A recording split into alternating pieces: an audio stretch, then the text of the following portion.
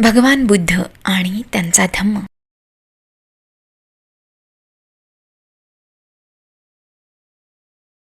राजगृहाच्या दक्षिणेस सुमारे 200 योजने दूर एक पर्वत होता.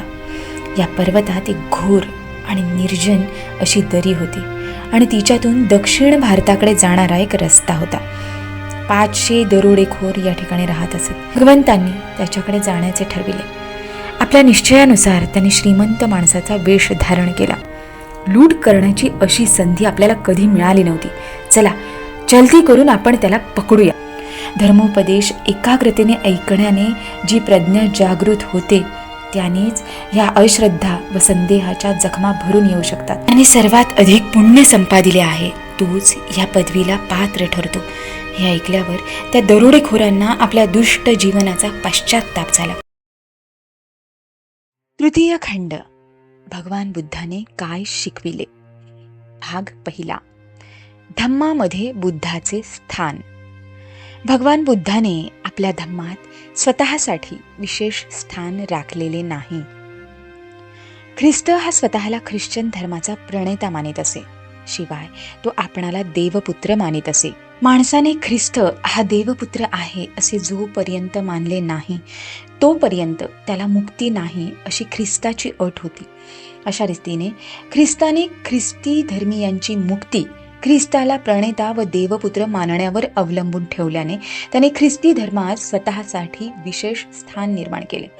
इस्लाम धर्माचा प्रणेता महम्मद हा स्वतःला परमेश्वराचा पैगंबर म्हणजेच प्रेषित मानित असे. याशिवाय तो असे मानित असे की माणसाने 2 अटी मान्य केल्याशिवाय त्याला निजात म्हणजेच मुक्ती नाही. इस्लाम धर्मातील मुमुक्षुने प्रथम मुहम्मदास देवाचा प्रेषित मानले पाहिजे. इस्लाम धर्मातील मुमुक्षुने नंतर मुहम्मद हा परमेश्वराचा शेवटचा पैगंबर आहे असे मानले पाहिजे. इस्लाम धर्मात वरील 2 अटी मानणाऱ्यांनाच मोक्षाचा मार्ग खुला आहे. मुसलमानांचा मोक्ष हा मुहम्मदाला देवप्रेषित समजण्यावर अवलंबून ठेवल्यामुळे मुहम्मदाने आपणा स्वतःला इस्लामी धर्मात स्थान निर्माण केले. भगवान बुद्धाने अशी कधीही अट घातली नाही. शुद्धोदन आणि महामाया यांचे आपण औरस पुत्र आहोत या पलीकडे स्वतः संबंधी तो अधिक काही म्हणत नाही. येशू ख्रिस्त आणि मुहम्मद यांनी आपापल्या धर्मशासनात स्वतःसाठी जशी विशेष स्थाने निर्मिली, मोक्षाच्या मार्गात आपले महत्त्व सांगितले, तसे भगवान बुद्धाने केलेले नाही. ह्यामुळेच त्यांच्या वैयक्तिक जीवनासंबंधी विपुल माहिती उपलब्ध असतानाही ती आपल्यापर्यंत येऊन पोहोचलेली नाही. पहिली बुद्ध संगीती ही बुद्धाच्या निर्वाणानंतर लवकरच भरविली गेली हे सर्वश्रुतच आहे.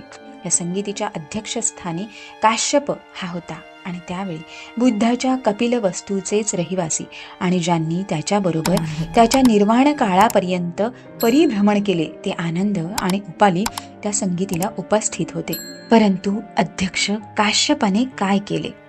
त्याने आनंदला धम्माचे पठण करायला सांगून संगीतीला प्रश्न केला, हे बरोबर आहे काय?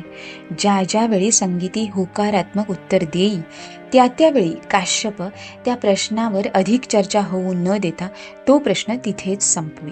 यानंतर त्याने उपालीला विनयाचे पाठ म्हणायला सांगितले आणि संगीतीला विचारले, हे बरोबर आहे काय?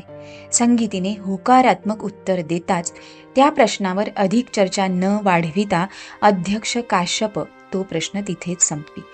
या पठणानंतर वस्तुतः काश्यपाने संगीतीत उपस्थित असलेल्या कोणाला तरी भगवान बुद्धांच्या जीवनातील काही महत्त्वाच्या घटना कथन करण्याची आज्ञा द्यावयास हवी होती. परंतु काश्यपाने असे काहीच केले नाही.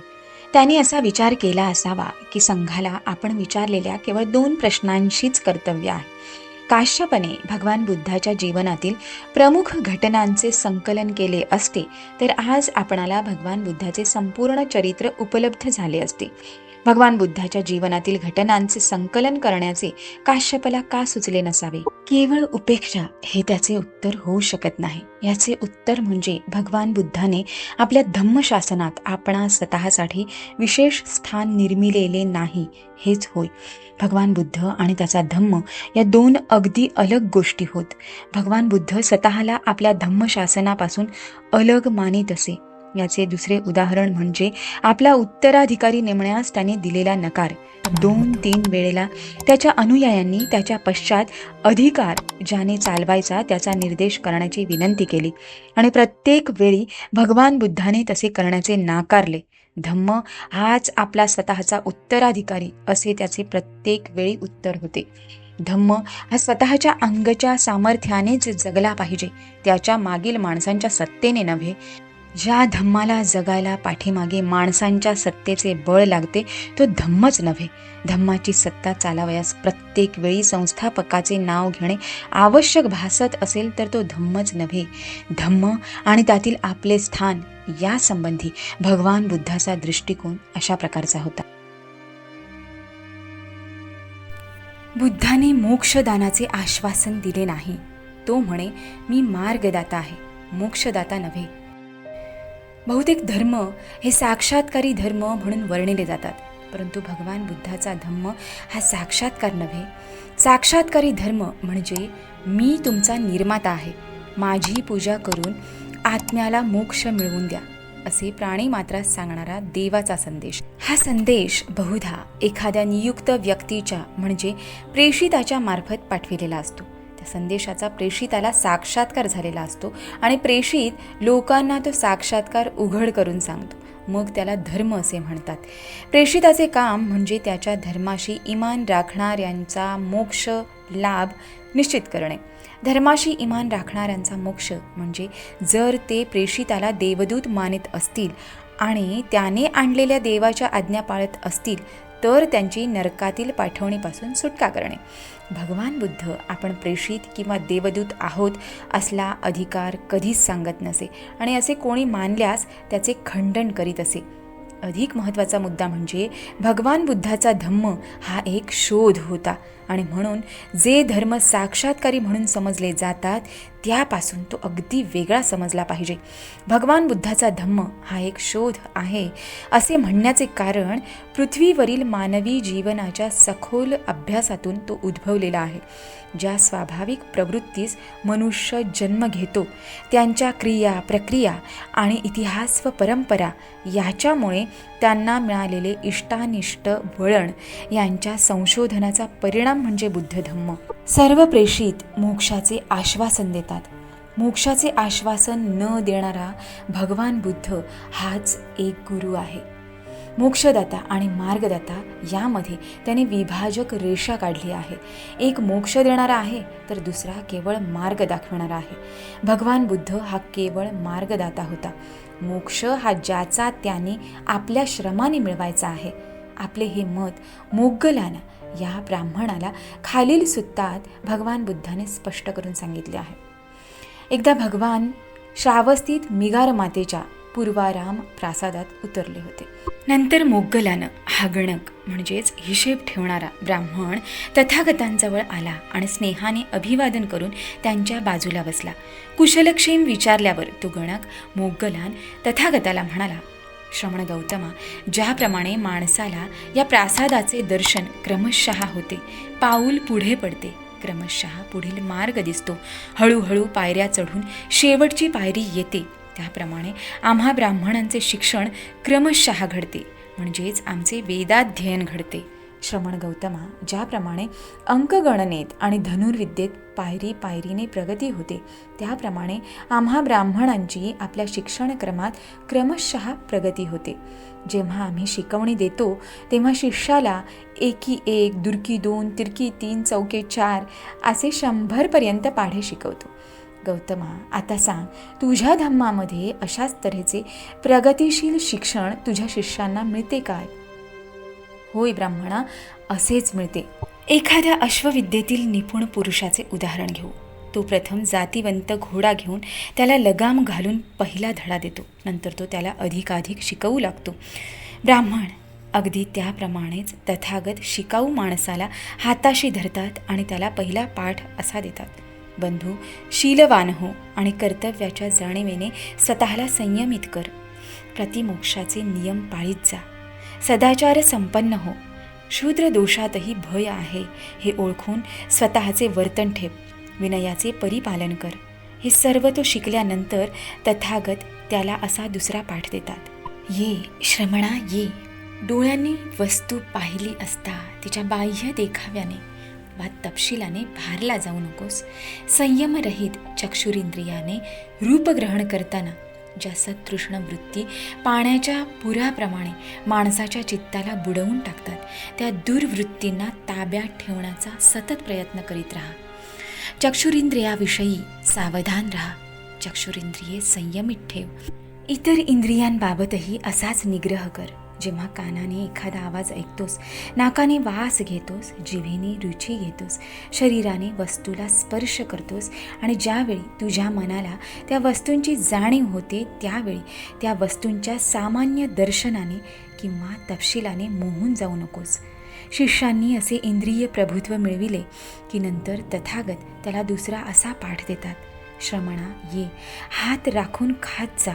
खाताना चित्त सावध राहू दे. केवळ एक वेळ खा. शरीराचे चोचले किंवा वैयक्तिक शरीर सौष्ठव राखण्यासाठी म्हणून खाऊ नकोस. शरीर यष्टी ठीक राहावी, तिचे पोषण व्हावे, तिला इजा होऊ नये आणि श्रेष्ठ जीवन जगता यावे यासाठी अन्नभक्षण करावे. भोजन समयी मनात सदोदित हा विचार असावा की माझ्या पहिल्या वेदनांचा निग्रह करीत आहे, नव्या वेदना उत्पन्न होऊ देणार नाही. माझी जीवनयात्रा निर्दोष आणि सुखपूर्ण होईल. नंतर हे ब्राह्मणा, श्रमण अन्नभक्षणाचा निग्रह शिकला की तथागत त्याला पुढे असा पाठ देतात. श्रमणा ये, जागृततेचा अर्थात सतीचा अभ्यास कर. दिवसा चालता बसता तू चित्तशुद्धीचा प्रयत्न कर. रात्रीच्या पहिल्या प्रहरीसुद्धा येरझाऱ्या करीत किंवा एका जागी बसून चित्तशुद्धीची साधना करीत राहा. दुसऱ्या प्रहरी उजव्या कुशीवर सिंहासारखा एक पाय दुसऱ्या पायावर ठेवून पडून राहा आणि सावध राहून बुद्धी पुरस्सर व एकाग्रतेने चित्तशुद्धीचा विचार कर. तिसऱ्या प्रहरी उठ आणि येरझाऱ्या करीत किंवा बसून आपले चित्त मलापासून परिशुद्ध कर. हे ब्राह्मणा, तो श्रमण जागृततेचा अभ्यासी झाल्यावर तथागत त्याला दुसरा पाठ देतात. तो असा. श्रमणा ये, जागरूकता आणि स्मृती अर्थात सम्यक जाणीव यांनी युक्त हो. पुढे जाताना किंवा मागे येताना आत्मसंयम राखीत जा.